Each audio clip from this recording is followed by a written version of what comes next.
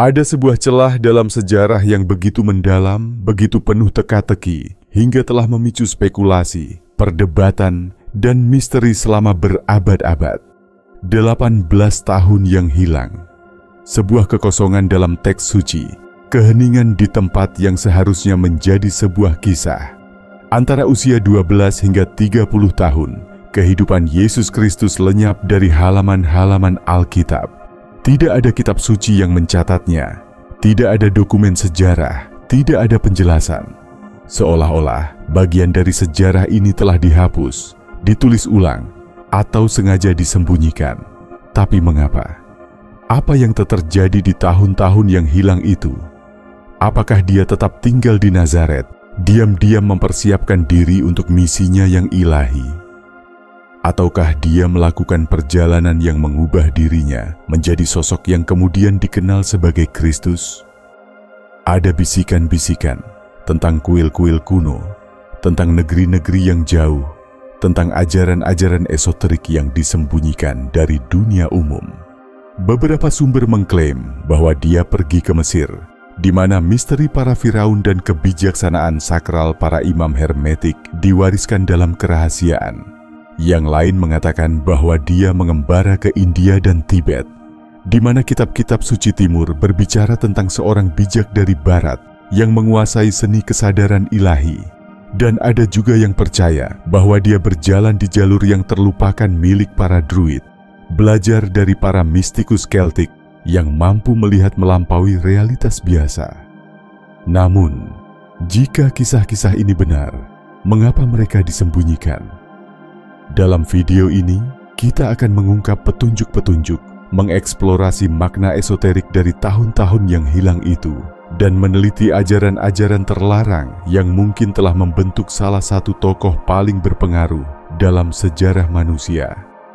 Tetaplah bersama saya, karena apa yang akan kita temukan dapat mengubah segala yang selama ini kita yakini. Selama berabad-abad, para sarjana, mistikus, dan pencari kebenaran tersembunyi telah mengajukan pertanyaan yang sama. Jika Yesus tidak tetap berada di Nazaret selama tahun-tahun yang hilang, kemana ia pergi? Jawabannya mungkin tidak tersembunyi di satu tempat, tetapi di banyak tempat. Jejak perjalanannya bisa ditemukan tersebar di peradaban kuno, dalam teks-teks suci dan tradisi lisan yang bertahan, meskipun sejarah berusaha menghapusnya.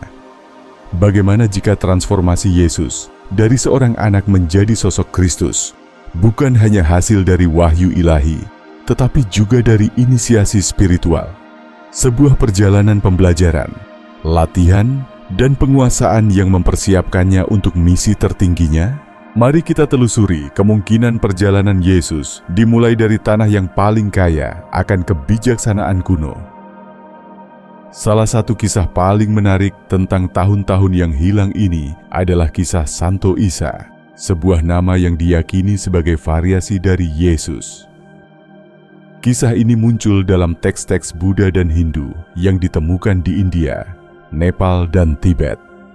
Di Biara Hemis di Ladakh, jauh di pegunungan Himalaya, ditemukan catatan kuno pada akhir abad ke-19 yang menggambarkan seorang bijak asing dari barat yang melakukan perjalanan ke wilayah tersebut, belajar Weda dan kitab suci Buddha. Bijak ini, yang dikenal sebagai Isa, dikisahkan telah menantang sistem kasta yang kaku di India, membela kaum miskin, dan mengajarkan pesan belas kasih. Ajaran yang identik dengan yang kelak diajarkan Yesus di Timur Tengah. Catatan Buddha bahkan melangkah lebih jauh, menyatakan bahwa Isa menghabiskan bertahun-tahun di Tibet, berlatih bersama para lama agung, mempelajari kesadaran ilahi, misteri karma, dan jalan menuju pencerahan. Mungkinkah Yesus dalam tahun-tahun pembentukannya menyerap kebijaksanaan mendalam dari timur, konsep kesatuan, reinkarnasi, dan ilusi dunia fisik sebelum membawa wawasan ini kembali ke barat? Teori ini bukan hal baru. Bahkan Nicholas Roerich, filsuf Rusia terkenal yang melakukan perjalanan luas di Himalaya, menulis tentang gulungan Tibet yang menggambarkan orang suci barat yang menguasai hukum spiritual alam semesta. Tetapi jika Yesus benar-benar dilatih dalam kebijaksanaan India dan Tibet, Mengapa pengetahuan ini disembunyikan?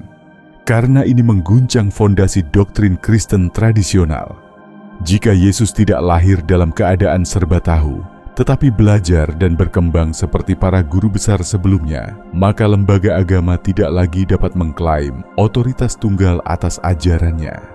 Gagasan bahwa Yesus belajar di India, di antara para bijak yang mengajarkan reinkarnasi, karma, dan kesatuan dari semua tradisi spiritual, secara langsung menantang dogma bahwa keselamatan hanya dapat diperoleh melalui satu agama.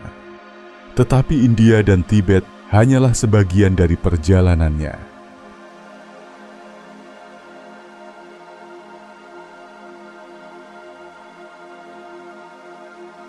Teori lain yang sama kuatnya menyatakan bahwa Yesus menghabiskan tahun-tahun yang hilang di Mesir, tempat sekolah misteri kuno menyimpan pengetahuan yang telah diwariskan dari Atlantis hingga para Firaun. Ini bukan sekadar spekulasi. Alkitab sendiri memberikan petunjuk tentang hubungan ini. Dalam Injil Matius, diceritakan bahwa Yesus melarikan diri ke Mesir saat masih anak-anak untuk menghindari dekrit Raja Herodes yang memerintahkan pembunuhan semua bayi laki-laki sulung. Jika keluarganya mencari perlindungan di sana, mungkinkah Yesus kemudian kembali untuk belajar di kuil-kuil kuno Mesir? Sekolah misteri di Mesir hanya menginisiasi para pencari paling berdedikasi ke dalam rahasia kebangkitan, kesadaran ilahi, dan transformasi jiwa manusia. Sekolah-sekolah ini adalah tempat yang sama di mana Pythagoras, Plato, dan bahkan Musa dikatakan pernah belajar. Teks-teks esoterik dari Hermes Trismegistus yang dilestarikan dalam Corpus Hermeticum menggambarkan proses kenaikan spiritual, transmutasi manusia menjadi yang ilahi. Keajaiban yang kemudian dilakukan Yesus, menyembuhkan orang sakit, membangkitkan orang mati, berjalan di atas air, semuanya identik dengan ajaran para inisiat Mesir. Bahkan, penggambaran awal Kristus dalam seni Kristen memiliki kemiripan mencolok dengan Osiris, dewa kebangkitan Mesir. Apakah ini hanya kebetulan atau bukti dari hubungan yang lebih dalam? Mungkinkah Yesus telah berjalan di koridor piramida besar, mempelajari misteri energi, penyembuhan, dan kenaikan kesadaran, hanya untuk kembali ke Yudea dan mengajarkan kebenaran terlarang kepada dunia? Jika Yesus memang belajar di tanah-tanah suci ini, maka yang ia bawa kembali bukan sekadar kebijaksanaan, melainkan sebuah revolusi. Sebuah revolusi yang menghancurkan ilusi keterpisahan antara manusia dan yang ilahi. Sebuah revolusi yang mengajarkan bahwa kerajaan surga bukan berada di atas, tetapi ada di dalam diri kita. Sebuah revolusi yang pada akhirnya akan membawanya menuju penganiayaan. Para imam dan penguasa pada masanya takut akan pengetahuan ini, karena jika setiap manusia bisa mencapai keilahian sendiri, maka tak akan ada lagi kebutuhan untuk gereja eksternal, untuk kontrol keagamaan, untuk hierarki spiritual. Dan demikianlah, tahun-tahun yang hilang dari kehidupan Yesus dikubur dalam sejarah, dihapus dari kitab-kitab suci, disembunyikan dari mereka yang mencari kebenaran. Tetapi bagaimana jika ajaran-ajaran ini masih dapat diakses? Bagaimana jika kita dapat mengungkap kebijaksanaan yang membentuk Yesus menjadi Sang Kristus? Dalam bagian selanjutnya, kita akan menjelajahi bagian terakhir dari perjalanannya. Tempat-tempat yang menyimpan potongan terakhir dari misteri besar ini dan rahasia yang mungkin ia bawa kembali. Rahasia yang dapat mengubah segalanya. Jika Yesus menghabiskan tahun-tahun yang hilang dengan menjelajahi tanah suci India, Tibet, dan Mesir, menyerap kebijaksanaan para leluhur, lalu apa tahap akhir dari inisiasinya? Apakah ada satu misteri terakhir yang harus ia pecahkan sebelum sepenuhnya memasuki misi ilahinya? Beberapa percaya bahwa perjalanannya tidak berakhir di timur ataupun di kuil-kuil Mesir. Sebaliknya, ia mungkin melangkah lebih jauh ke tanah para druid mistik, para sage Celtic di barat, atau bahkan tempat-tempat di mana pengetahuan telah dijaga jauh sebelum peradaban seperti yang kita kenal saat ini muncul.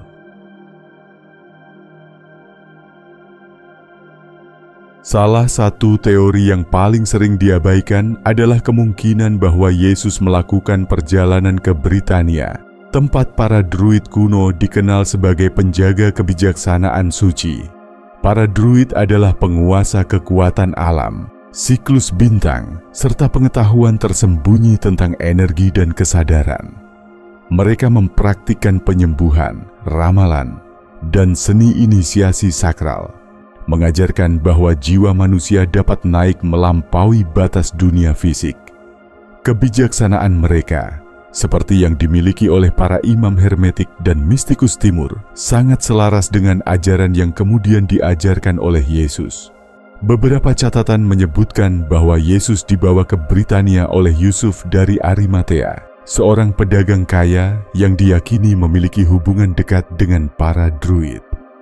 Legenda menyatakan bahwa Yesus mengunjungi Glastonbury, sebuah tanah suci yang dikenal sebagai Pulau Avalon, tempat ia berjalan di antara lingkaran batu dan kuil-kuil kuno, yang bahkan lebih tua dari piramida Mesir. Mengapa ini penting? Karena para druid, seperti para imam hermetik dan mistikus timur, percaya pada transmutasi spiritual, bahwa manusia dapat mencapai pencerahan melalui praktik dan inisiasi spiritual yang mendalam.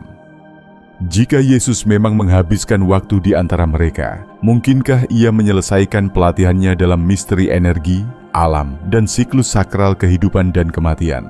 Tetapi para druid dihancurkan oleh penaklukan Romawi dan ajaran mereka, seperti begitu banyak tradisi lain, dihapuskan, meninggalkan hanya bisikan dari kebijaksanaan mereka. Terlepas dari apakah tahun-tahun yang hilang Yesus dihabiskan di India, Tibet, Mesir, atau Barat, ada satu kebenaran yang tak terbantahkan. Ia kembali dalam keadaan yang telah berubah. Pria yang muncul dari kesunyian 18 tahun ini bukan lagi hanya Yesus dari Nazaret. Ia adalah seorang guru, seorang makhluk yang telah menembus ilusi dunia ini dan memahami kebenaran abadi tentang keberadaan. Dan saat ia mulai mengajar, pesannya berbeda secara radikal dari struktur keagamaan pada zamannya. Ia tidak berbicara tentang ritual eksternal, melainkan transformasi batin. Ia tidak menunjuk ke kuil-kuil, tetapi berkata bahwa kerajaan Tuhan ada di dalam diri kita. Ia tidak mengajarkan pemisahan, tetapi mengungkap kesatuan dari segala sesuatu.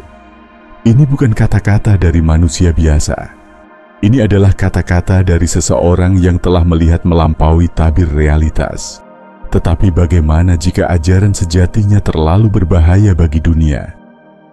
Jika kisah tentang tahun-tahun yang hilang dari kehidupan Yesus itu benar, jika ia benar-benar melakukan perjalanan melintasi dunia, menyerap pengetahuan tersembunyi dari tradisi kuno, maka mengapa tidak ada jejaknya dalam Alkitab? Karena mengakui hal ini berarti mengakui 3 kebenaran besar. Bahwa Yesus bukanlah satu-satunya figur ilahi yang unik, tetapi seorang pencari, seseorang yang belajar dan berkembang, sebagaimana semua guru agung sebelum dirinya. Bahwa kebijaksanaan pencerahan bukanlah hak eksklusif satu agama, melainkan universal, ditemukan dalam setiap tradisi spiritual kuno. Bahwa kekuatan ketuhanan berada dalam diri setiap manusia, bukan diberikan oleh lembaga keagamaan manapun. Pengetahuan ini akan menghancurkan fondasi kendali agama. Itu akan menggulingkan doktrin yang mengatakan bahwa hanya melalui institusi tertentu, manusia bisa mencapai keselamatan. Itu akan membebaskan individu, mengungkap bahwa pencerahan spiritual tidak ditentukan oleh otoritas eksternal, tetapi sesuatu yang dapat dicapai oleh setiap jiwa yang mencari kebenaran. Dan itulah sebabnya tahun-tahun yang hilang ini dihapus, disembunyikan, dilupakan. Tetapi kebenaran tidak dapat disembunyikan selamanya. Di dalam teks-teks kuno, kuil-kuil masa lalu, dan kisah-kisah yang terus bertahan. Meskipun sejarah berusaha menghapusnya, jejak perjalanan Yesus masih bisa ditelusuri. Kita masih bisa mengungkap jalan mistik yang mengubah seorang manusia menjadi seorang Kristus. Dan jika kita memahami ini, maka mungkin kita juga dapat mengikuti jalan itu. Tetapi apa arti semua ini bagi kita hari ini? Bagaimana kita dapat menerapkan kebenaran-kebenaran tersembunyi ini dalam perjalanan spiritual kita sendiri? Dalam bagian selanjutnya, kita akan menggali penerapan praktis dari kebijaksanaan ini. Bagaimana ajaran Yesus yang hilang dapat mengubah kesadaran kita, sebagaimana ajaran itu telah mengubah dirinya. Jika tahun-tahun yang hilang dalam kehidupan Yesus memang merupakan masa transformasi spiritual yang mendalam, maka ceritanya bukan hanya sebuah misteri sejarah, tetapi sebuah cetak biru untuk evolusi kita sendiri. Pertanyaannya sekarang bukan lagi di mana dia melakukan perjalanan atau apa yang dia pelajari. Pertanyaannya adalah, bagaimana kita dapat menerapkan perjalanan transformasi yang sama dalam hidup kita sendiri? Karena jika Yesus menempuh jalan inisiasi, maka jalan itu masih ada hingga hari ini. Dan jika ia mencapai kesadaran ilahi, maka kita juga bisa. Mari kita ungkap kebijaksanaan praktis yang tersembunyi di dalam ajaran Yesus yang hilang. Praktik-praktik yang dapat membangkitkan kekuatan yang sama dalam diri kita. Salah satu ajaran paling revolusioner yang Yesus sampaikan adalah bahwa kerajaan Tuhan ada di dalam diri kita. Ini bukan sekadar metafora. Ini adalah hukum spiritual. Setiap tradisi suci, mulai dari para biksu Buddha di Tibet hingga para inisiat Mesir, mengajarkan prinsip yang sama. Keilahian tidak berada di luar diri kita. Kuil sejati ada di dalam jiwa manusia. Pencari sejati harus menoleh ke dalam untuk menemukan kebenaran tertinggi. Inilah sebabnya mengapa kontemplasi dalam diam dan pekerjaan batin menjadi inti dari setiap tradisi kebijaksanaan kuno. Latihan praktis, praktik keheningan batin. Temukan tempat yang sunyi, momen di mana tidak ada gangguan. Tutup mata dan arahkan kesadaran ke dalam. Jangan bertanya dengan kata-kata, tetapi dengan kesadaran. Siapakah aku di balik semua identitas ini? Amati ruang yang muncul. Inilah gerbang menuju keilahian di dalam diri. Pikiran akan memberontak. Ego akan menciptakan kebisingan. Tetapi mereka yang bertahan akan mulai mendengar bisikan dari diri yang lebih tinggi. Suara yang sama yang membimbing setiap guru besar yang pernah menapaki jalan ini.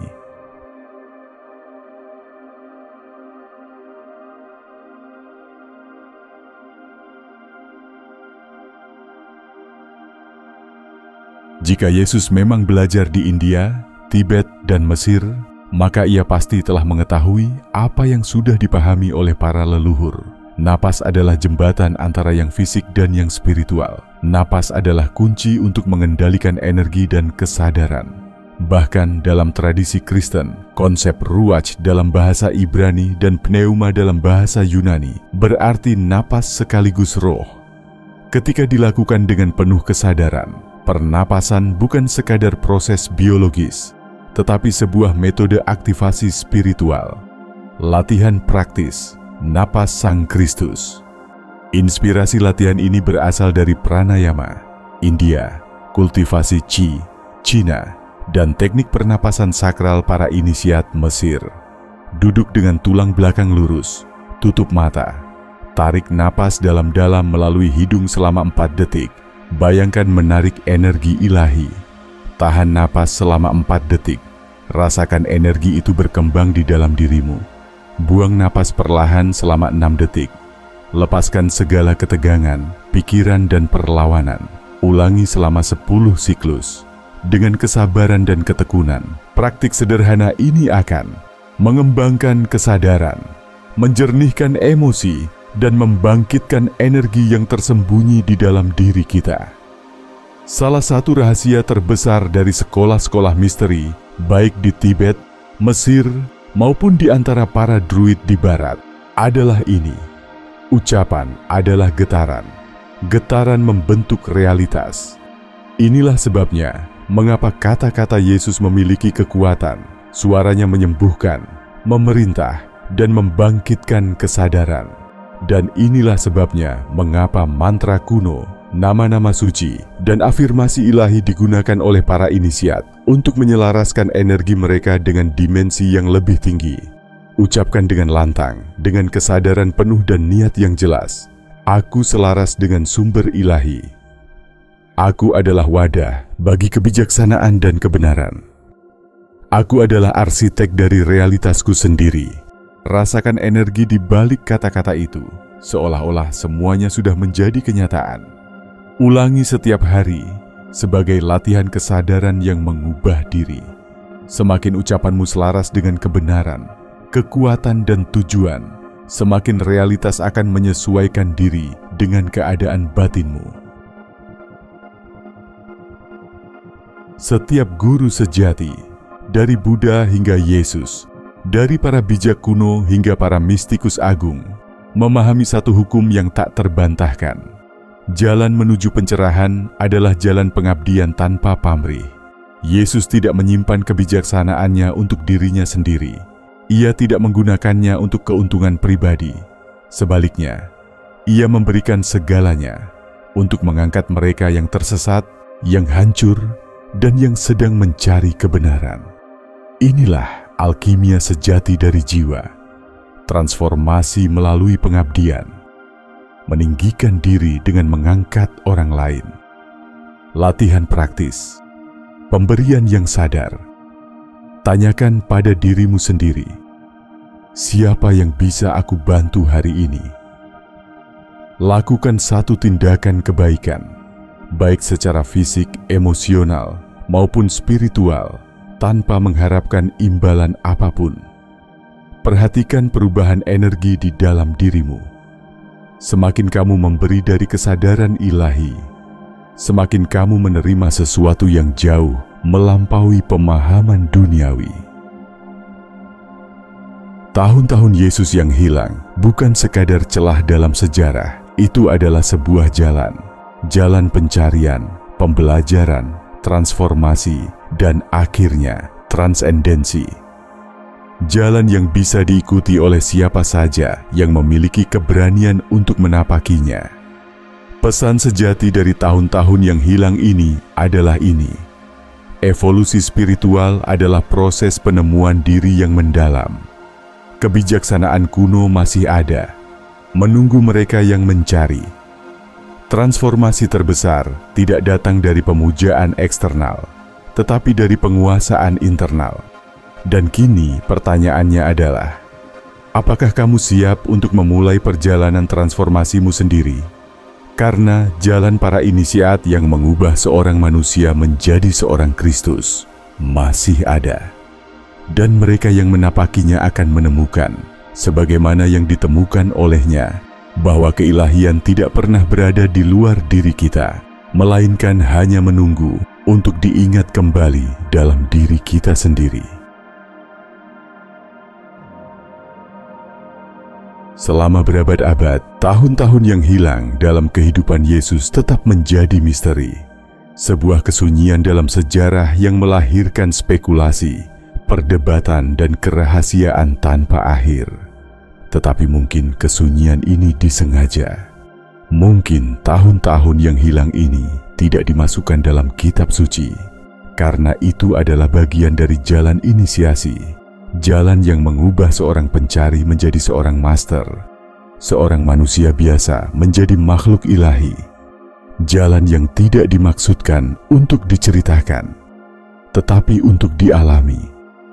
Jika kita menghubungkan kepingan-kepingan petunjuk yang tersisa, maka kita melihat bahwa perjalanan Yesus bukanlah perjalanan kepatuhan buta terhadap tradisi, tetapi perjalanan penemuan diri, kebijaksanaan universal, dan transformasi batin. Dari ajaran para biksu Buddha di timur, ke misteri suci Mesir, hingga pengetahuan esoterik para druid dan bijak kuno, ia menapaki jalan pencerahan, bukan sebagai pengikut pasif, tetapi sebagai inisiat yang terbangun. Dan dengan melakukan itu, ia membuka potensi ilahi dalam dirinya. Tetapi disinilah letak rahasia terbesar. Jalan ini tidak berakhir pada dirinya.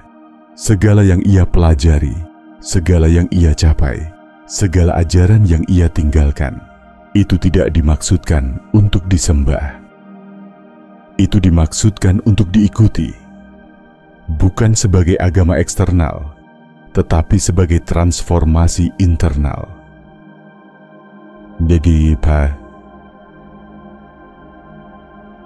Jika tahun-tahun yang hilang Yesus dihabiskan untuk mencapai kesadaran ilahi, maka apa artinya ini bagi kita? Itu berarti bahwa evolusi spiritual tidak diberikan, tetapi diperjuangkan. Itu berarti bahwa kebijaksanaan tidak dikaruniakan, tetapi dicari. Dan itu berarti bahwa pencerahan tidak eksklusif, tetapi tersedia bagi siapa saja yang berani berjalan di jalannya. Pertanyaannya adalah, akankah kamu melangkah? Akankah kamu melampaui batas doktrin, melampaui ilusi keterpisahan, dan mencari kebenaran tersembunyi yang sebenarnya tidak pernah hilang, hanya terlupakan? Karena kerajaan surga bukan berada di kuil, bukan di kitab, bukan dalam hukum yang dibuat manusia. Kerajaan surga ada di dalam. Ia selalu ada di dalam, menunggu mereka yang berani melihat. Jika perjalanan ini menggema dalam jiwamu, jika gagasan-gagasan ini membangkitkan sesuatu di dalam dirimu, maka jangan biarkan jalan ini berakhir di sini. Bagikan pemikiranmu di komentar. Apakah kamu percaya Yesus pernah melakukan perjalanan ke India, Mesir, atau tempat lain? Menurutmu, apa kebijaksanaan terbesar yang ia temukan dalam tahun-tahun yang hilang itu? Dan jika kamu ingin mengungkap lebih banyak pengetahuan tersembunyi, lebih banyak kebenaran kuno, lebih banyak kebijaksanaan yang terlupakan, maka berlanggananlah, karena ini baru permulaan. Perjalanan menuju yang tak diketahui tidak pernah berakhir. Dan bagi mereka yang mencari, kebenaran yang tersembunyi akan selalu terungkap.